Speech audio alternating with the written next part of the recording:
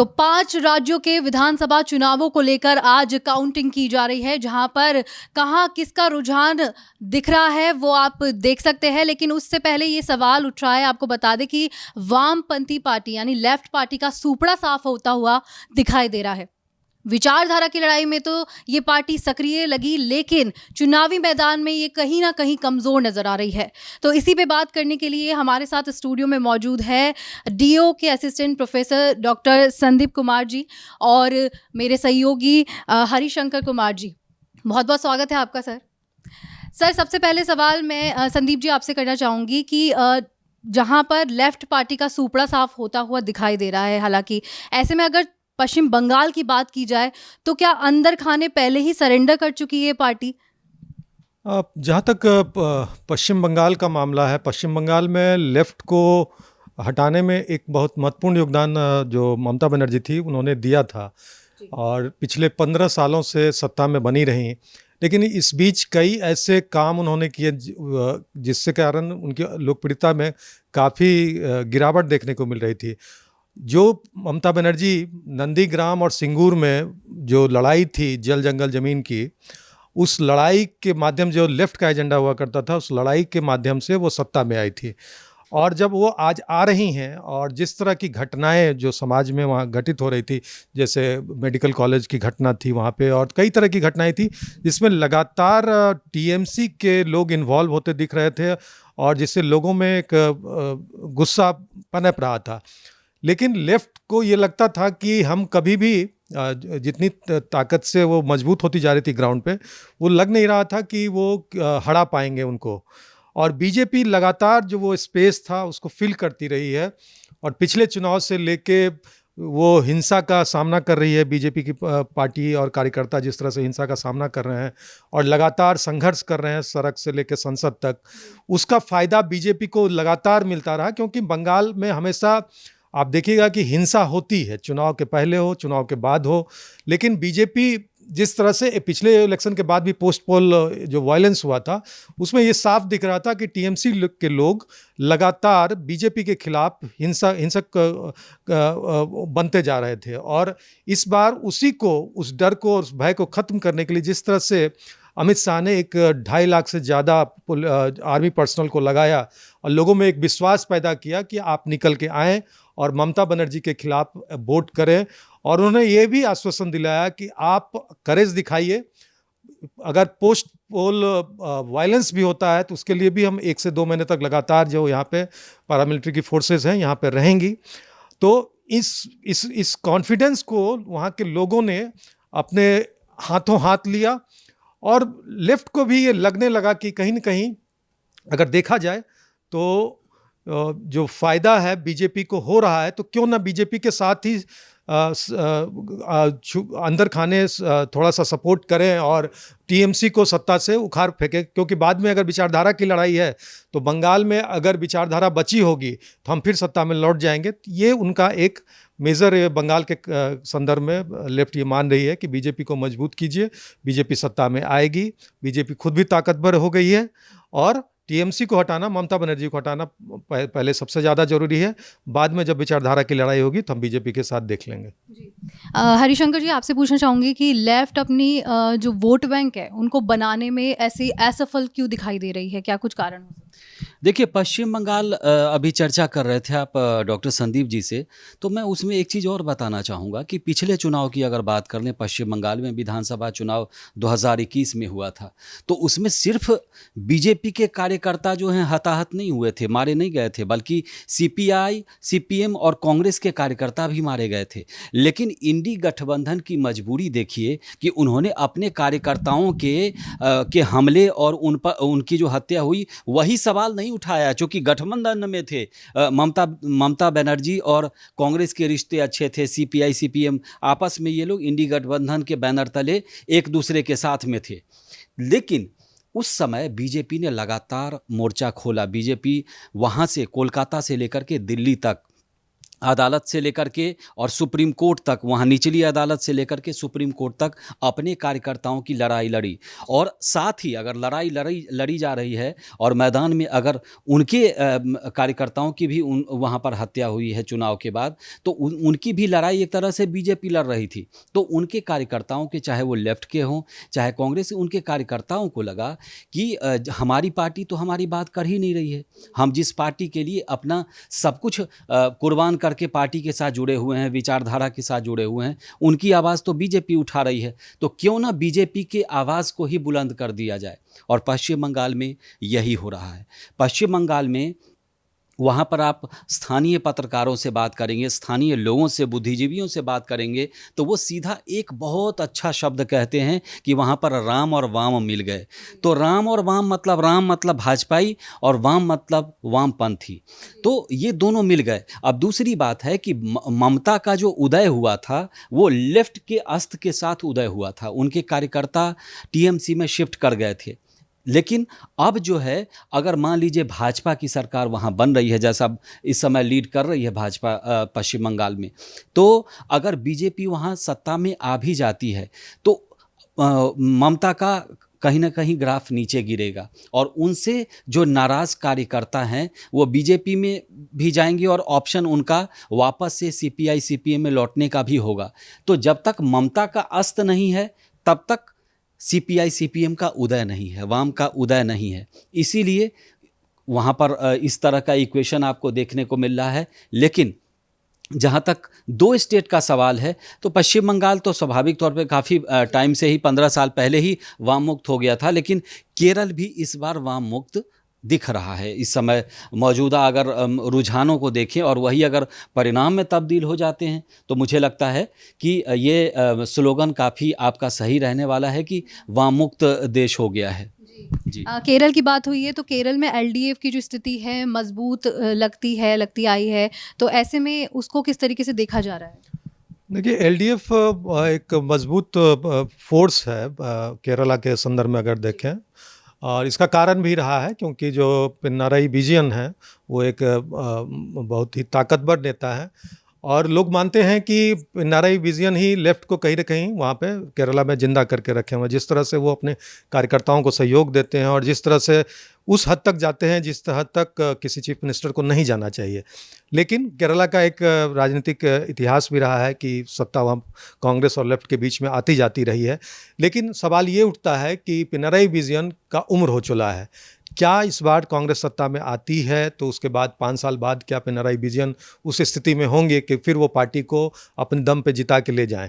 इसलिए भी कहा जा रहा है कि जैसे एक जो कि वामपंथ मुक्त हो रहा है देश, तो वो एक परिकल्पना भी है और हो सकता है ये सच्चाई भी हो, क्योंकि अगर आप देख लेंगे कि पिनाराई विजयन अगर बहुत ज़्यादा सक्षम नहीं हुए और फिर 5 साल बाद वो सत्ता में नहीं लौटे और कांग्रेस ही लौट गई, तब कांग्रेस और बीजेपी दो एक महत्वपूर्ण पार्टियां वहाँ निकलेंगी, जिसमें से आप देखेंगे कि जो लड़ाई थी, पहले लोग कहते थे कि कांग्रेस मुक्त भारत होना चाहिए, अब है कि वो लेफ्ट मुक्त भारत की बात कर रहे हैं। तो इसमें कुछ लोग का ये तर्क भी है कि कांग्रेस मुक्त भारत जब हम कह रहे थे तो सारी रीजनल पॉलिटिकल पार्टियां और लेफ्ट पार्टियां कांग्रेस को मदद कर रही थी। तो कहीं ना कहीं अगर इस बार ये बोल रही है कि लेफ्ट मुक्त भारत है, तो क्या कांग्रेस लेफ्ट को बचाने के लिए आगे आएगी? और कांग्रेस के जो ग्रास रूट लेवल के कार्यकर्ता हैं वो कहते हैं कि लेफ्ट ने कांग्रेस को पूरी तरह से बर्बाद कर दिया है। जी सर, अगर ओवरऑल सभी राज्यों की बात की जाए तो क्या ध्रुवीकरण की जो राजनीति है उसने वोट बैंक पे थोड़ा असर डाला है, क्या ऐसा लगता है? देखिए, ध्रुवीकरण अगर किसी भी इस चुनाव में देखें तो जिस तरह से बंगाल में और आसाम में 2 है, तो पिछली बार एक हम लोग कार्यक्रम में हम लोग ये बात हुई थी कि क्या मुस्लिम फैक्टर मायने रखता है। तो हो सकता है कि जिस तरह से बंगाल के रिजल्ट आ रहे हैं उसमें कहीं ना कहीं ओबीसी अगर चुनाव लड़ रहे हैं वहाँ पे, ओबीसी और अन्य पार्टियां जो हैं जो चुनाव लड़ रही हैं, वो अगर मुस्लिम वोट बैंक को टीएमसी से खींचने में कामयाब रहे हों, कांग्रेस की पार्टी मुस्लिमों को खींचने में कामयाब रही हो, इसका भी फ़ायदा बीजेपी को होता हुआ दिख रहा होगा। ये तो अभी बाद में जब रिजल्ट आएंगे, उसके जब एनालिसिस होंगे और कितना वोट किसने किया है, इससे पता चल पाएगा कि बीजेपी कितना सफल हुई दूसरे के सहयोग से, चाहे वो कांग्रेस हो चाहे ओवैसी हो। और दूसरी बात, जब आसाम की बात देखें तो आसाम में भी बदरुद्दीन अजमल जो रिजल्ट दिख रहे हैं रुझानों में, उसमें देखा जा रहा है कि बदरुद्दीन अजमल पिछले चुनाव में भी बहुत रिलेवेंट नहीं रहे थे, लेकिन उनका गढ़ टूटा था। इस बार ऐसा दिख रहा है कि पूरी तरह से बदरुद्दीन अजमल का कोई इफेक्ट वहाँ के चुनाव में नहीं है। लेकिन ये सिर्फ ध्रुवीकरण की राजनीति से अलग जो एसआईआर का एक फैक्टर है, जो दूसरे पिछले विधानसभा चुनाव में भी देखने को मिला था, तो बंगाल और आसाम में देखा जाए, जहाँ पे माइग्रेशन है, बांग्लादेशी माइग्रेशन है, जिसको ये स्वीकारते नहीं हैं और जिस तरह से वो हमारे समाज में घुल मिल गए हैं, तो उस फैक्टर को अगर आप देखिएगा तो कहीं ना कहीं एसआईआर एक महत्वपूर्ण मुद्दा है, जिसमें मैंने पहले भी कहा था कि जिनका वोट कटा है वो इस बात से भी खुश थे कि चलिए कम से कम वोट ही तो कटा है, भारत में बाहर तो निकाला नहीं जा रहा है, हम भारत में रह तो रहे हैं। क्योंकि ये बांग्लादेश से भाग के इसीलिए आए थे कि वहाँ पे उनके लिए कुछ जॉब्स नहीं थे, और जिस तरह से वो काम करना चाह रहे थे, पैसे कमाना चाह रहे थे, जीवन यापन करना चाह, नहीं कर रहे थे। तो यहाँ आके उनको लगता है चलो वोट कट गया, कोई प्रॉब्लम नहीं है, बाद में देखा जाएगा, कम से कम भारत में रहने दिया जाएगा। इसलिए उन्होंने इस एसआईआर का विरोध भी नहीं किया, चाहे वो आसाम हो चाहे बंगाल हो। एसआईआर का मुद्दा है तो हिंदू मुस्लिम फैक्टर तो हम चुनावों में देखते हैं अक्सर। ऐसे में अब एसआईआर का जो मुद्दा है काफ़ी तेज़ी से फैला और बहुत विरोध भी किया इसका। अब जो चुनावों में रिजल्ट सामने आ रहे हैं, जो रुझान हमको दिख रहे हैं, क्या एसआईआर एक बड़ा फैक्टर लग रहा है? देखिए, एसआईआर बड़ा फैक्टर है, लेकिन इसका लाभ किसी भी पार्टी ने उठाया उसको नहीं मिला। इसके लिए मैं आपको बिहार चुनाव में लेके चलूँगा कि राहुल गांधी हों चाहे तेजस्वी यादव हों, इन लोगों ने एसआईआर का मुद्दा उठाया। अब आप जनता के बीच जा रही हैं और चाहे जा रहे हैं, तो वहाँ पर जनता को हर चीज़ पता होता है। उनको आप झूठ बोल रहे हैं तो उनको झूठ की भी समझ है, वो हर चीज़ पकड़ लेती है जनता, क्योंकि जनता नेताओं का नब्ज़ समझती है, पकड़ती है और टटोलती है और उसके बाद अपना मतदान करती है। तो जनता जो है बिहार में सड़क के मुद्दे को ज़मीन में गाड़ चुकी है। नतीजा आपने देखा कि सर से न राहुल गांधी को फ़ायदा हुआ न तेजस्वी यादव को, सब सत्ता से दूर रह गए। मैं शुरू से पिछले 3 महीने से कह रहा हूँ कि पश्चिम बंगाल में भी ममता बनर्जी ने सर जैसे बेकार मुद्दे को उठाया और वो भी फ्लॉप रहेंगी। अभी रुझानों में देखें तो वो बहुत पीछे चल रही हैं बीजेपी से, क्योंकि सर का जो मुद्दा है बिना सिर पैर का मुद्दा है। ये एक सामान्य प्रक्रिया होती है कि चुनाव से पहले आपका जो, ये पहले भी होता था, पहली बार नहीं हो रहा है, चाहे पिछले 5 साल में नहीं हो रहा है, ये शुरू से होता आ रहा है कि चुनाव से पहले जो चुनाव कराने वाली एजेंसी है, चुनाव आयोग है, वो वोटर लिस्ट का जो है पुनरावलोकन करती है। उसमें बहुत सारे जिनकी डेथ हो गई है उनको बाहर किया जाता है, जो नए मतदाता हैं वो जुड़ते हैं, और जो मतदाता जिन्होंने अपना घर इलाका चेंज कर लिया है उनका दूसरे इलाके में मतदान चला जाता है। लेकिन वहाँ पर तो घुसपैठिया है और घुसपैठियों की संख्या बहुत ज़्यादा है, और ये आज से नहीं है। ममता बनर्जी ने खुली छूट उनकी सरकार ने दे रखी है, लेकिन इससे पहले 1960 के दशक के बाद से ही पश्चिम बंगाल में घुसपैठियों का मुद्दा रहा है, और उस मुद्दा को अपने पक्ष में वामपंथ सरकारों ने भुनाया। उसके बाद ममता बनर्जी वही पैटर्न लेकर के उन्होंने कॉपी पेस्ट कर दिया अपनी सरकार के लिए, और उसका फ़ायदा वो लगातार उठा रही हैं। इसीलिए बौखलाहट में सर करने लगी वो, जिसका खामियाजा उनको दिख रहा है चुनाव में। दूसरी बात, आपने ध्रुवीकरण की बात की, तो पश्चिम बंगाल सरकार जो है वो लगातार ध्रुवीकरण कर रही है। उनके बजट में भी आपको ध्रुवीकरण दिखेगा, बजट में भी जो मुस्लिम तुष्टीकरण होता है वो दिखेगा। अब एक बंगाल का जो औद्योगिक विकास के लिए जो बजट है वो 1100 करोड़ का है, साइंस एंड टेक्नोलॉजी के लिए मात्र 180 करोड़ का है। अब औद्योगिक विकास नहीं होगा तो आपके यहाँ रोजगार कैसे बढ़ेगा?